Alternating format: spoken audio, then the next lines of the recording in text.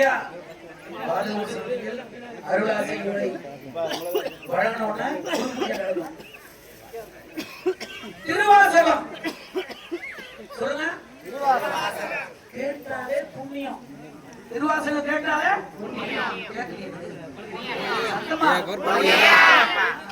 திருவாசகம் கேட்டா திருவாசகம் படிச்சா பாராமா புண்ணியம். திருவாசகம் படிச்சா திருவாசகம் கேட்டா புண்ணியம்.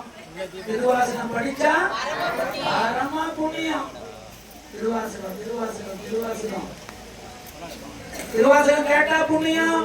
திருவாசகம் படிச்சா புண்ணியம், பரம புண்ணியம். திருவாசகத்தை நெஞ்சிலே சுமந்த ஆனந்தம். இப்படிலாம் நம்ம சொல்றோம்.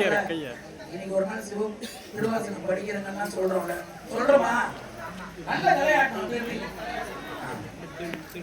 நம்ம தான் திருவாசகம் சொல்றோம், கேட்கிறோம், எல்லாம் பண்றோம். ஆனா திருவாசகத்துக்கு ஒரு ஆலயம் அமைத்தார் என்று சொன்னால்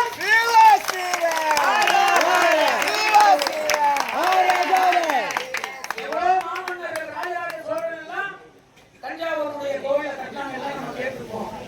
ஆனா திருவாசகத்துக்கு அந்த வட தமிழ்நாட்டுக்கு நம்ம வட மாவட்டத்துக்கு அழகான ஒரு திருவாசக கோவிலை கட்டி அதை அழகு பார்த்து கோவில் கட்டி கும்பாபிஷேகம் முடிஞ்சது. அதை என்ன அழகு பார்த்தாருன்னா எல்லா அடியாரும் அங்க வந்து திருவாசகம் படிக்கணும்.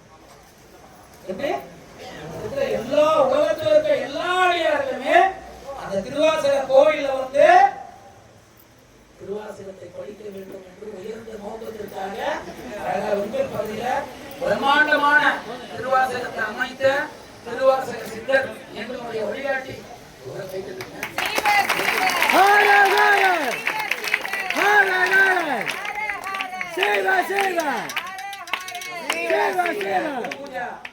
குரு பூஜையில அதிக நேரம் இல்லை. ஐயா அருளாசி